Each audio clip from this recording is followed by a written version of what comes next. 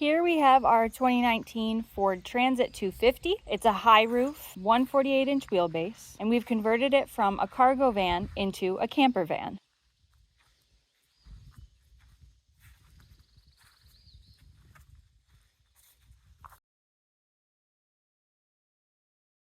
So I'm going to start by showing you the front cab. So it's a pretty standard interior. We have cruise control, which is really nice.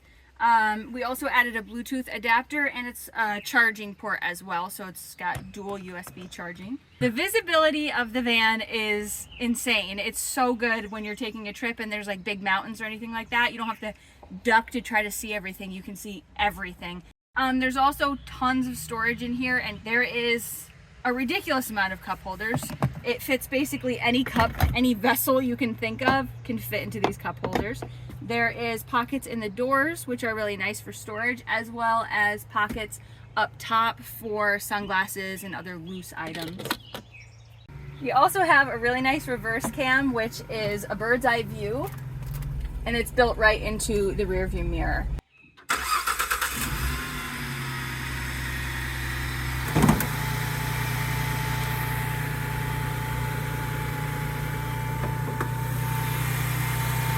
Here's a nice clean engine.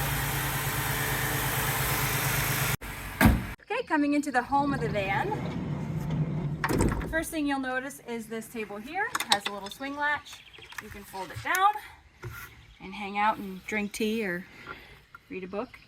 So I actually took old letters and postcards and stamps, and I Mod Podged them on here, so they're actual letters, which is cool because you can read them all. And then I added a little bit of shadowing to them, so they kind of look like they're floating. What year do they date back to? 1935, that one, 1945, 34. Here we added a leather handle so you can get up and into the van because it's pretty high.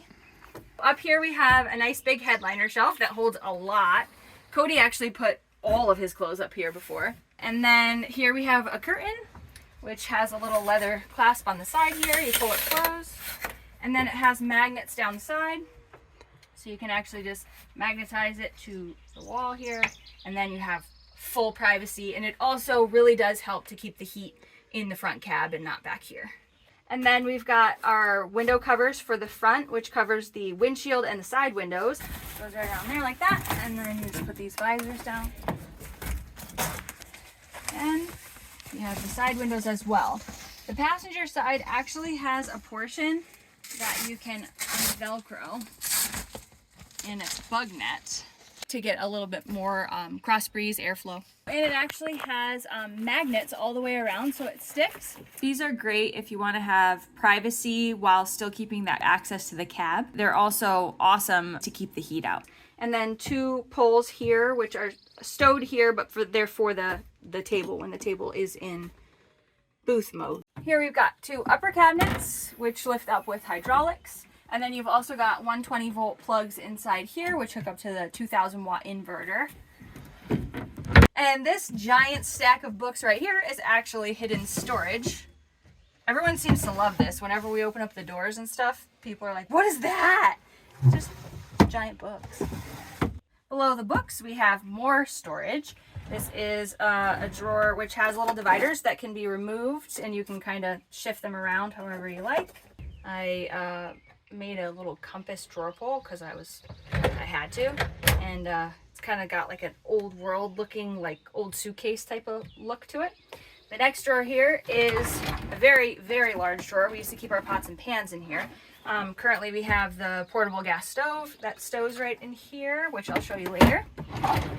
And then below that, here's a little leather snap so that it holds it closed, because we used to actually stow a composting toilet under here, and it's pretty heavy.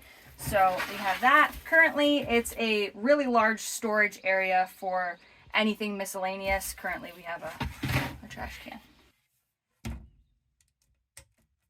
And then over here we have a quad USB charger. It's great for charging your cell phone, and this is actually 12 volts, so you don't need to turn on the inverter, which kind of drains power. This, however, is hooked up to the 2000 watt inverter, and that is 120 volt, just like your regular household outlets. And then here underneath this countertop is actually a refrigerator. So you just open it up, the cabinet, and then lift this up. There's a magnet actually built in to the handle, so it just holds it open. This also comes out, which is kind of nice sometimes when you want to clean the fridge, or if you're like trying to take a bunch of stuff out. It's really nice because you can just use it as baskets. It's a winter fridge. It's actually a fridge freezer. So over here you have your power button, and then you can set it to different temperatures. So you can actually do fast freeze and turn this entire thing into a freezer, or you can keep it in refrigerator mode. Underneath the fridge, I actually created a vinyl map. It's like a copper color, and stuck this on here. And then for the vent for the refrigerator, I actually cut it into like a compass rose shape just to go along with the aesthetic. Below that is actually, again, more storage. That's a large compartment. We fit tons of stuff in there. And then there's an inverter, a 2000 watt Renogy inverter underneath, which actually has a remote switch on the outside, so you never have to reach under there to turn it on. It's really quick and easy. Just switch it on, and this turns on all of your AC power, so you can use regular household outlets. And then over here is the fuse box, which has everything all labeled. To the left of the sink, you have a flip-up countertop where you can put your cooktop, and then if you open up the door, you can actually cook with a view.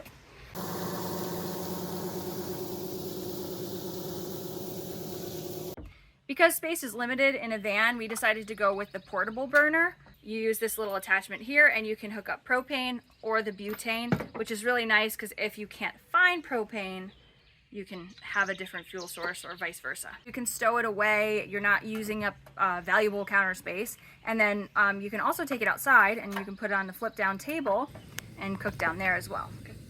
Or you can take it and use it at your campsite on a picnic table. Here's the copper faucet. This also swivels, so you can swivel it out of the way. This piece comes off, and you can access the sink. There's also a button down here which you press to turn the water pump on. The water pump typically shuts off on its own, but if you're running low on water, you might have to shut it off using the switch. And when you're done, you have countertop space.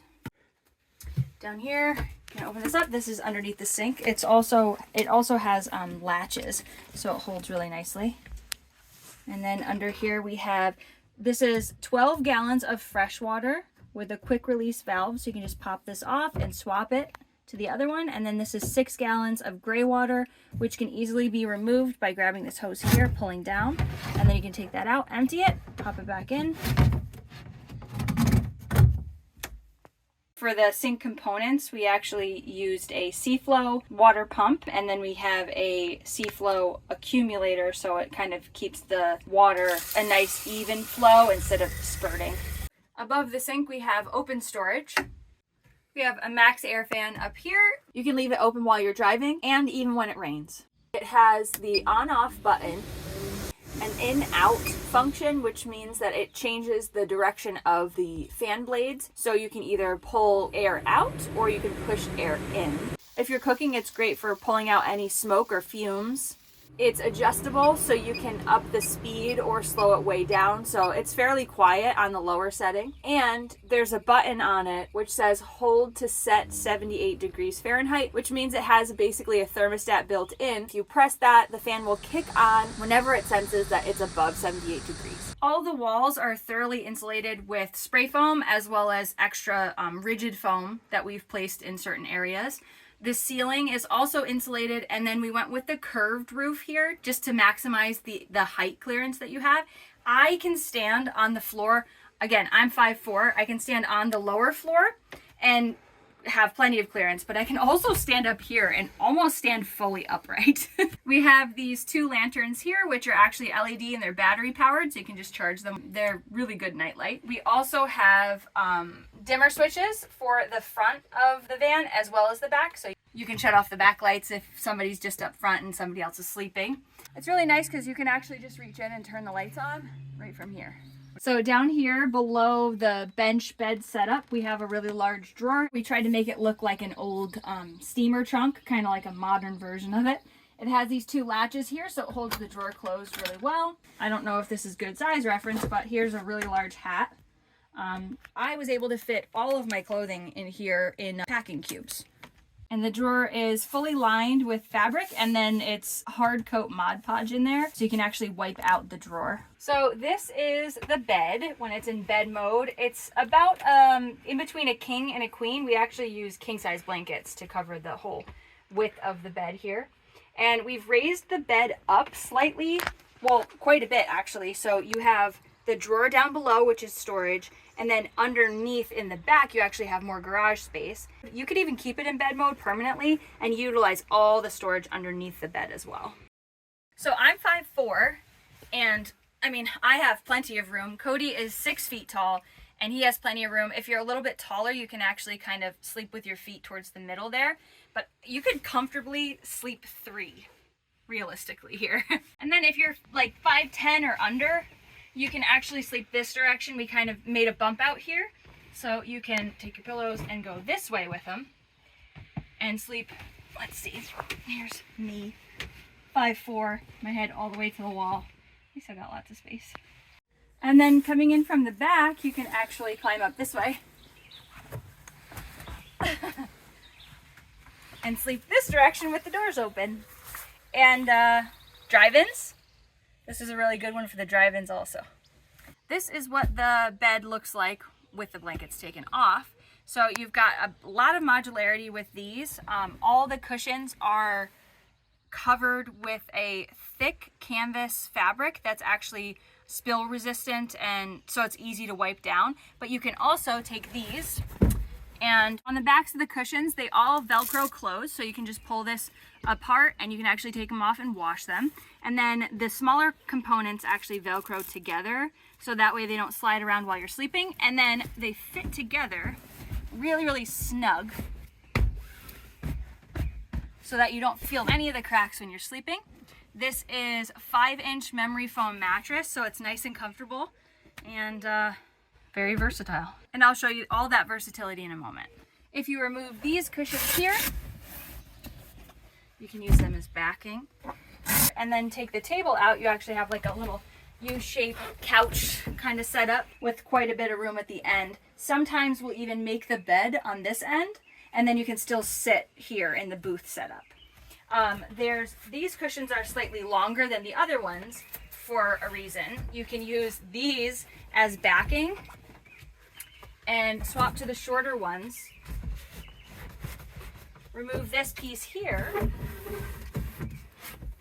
and now you've got an even larger U shape. And the last option we could think of for bed mode is actually to remove the tables and the middle piece and then drop the cushions down in the middle, which turns it into almost like a bunk setup where you can sleep 3 people separately. So I grabbed my table leg from up front. You're going to put it into this little slot here. And then this is the component that we just had actually slotted in here to make it bed mode. It's actually a table as well. So you can take this, pop it on the hole, which is a little bit tricky, but not bad. And now you have a table where you can seat everyone around and still have space to play games. And then the back piece actually comes out as well, so you can tip this up like that just to get it out of your way. And pull this table out. Grab your other pole. There's another spot to slot this in. And then you can put this table here.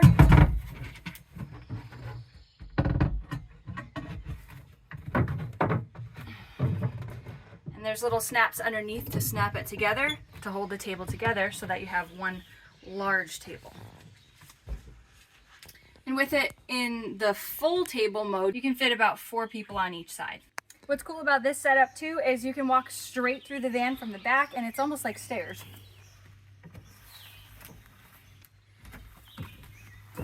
Here is the side bunk window. It actually has a screen down here to keep out the bugs. And if you open this with the max air fan on, you get really good airflow throughout the van. And then it actually has a nice frame in here that you can set a cell phone or keys if you want them close by.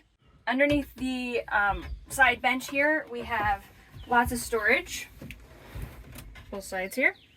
And then underneath this one in particular, you have all of the electrical components. This portion is magnetized on there, so you can just move that. And then you can access any of the electrical components you need, including this on-off switch, which shuts down all the power to everything in the van.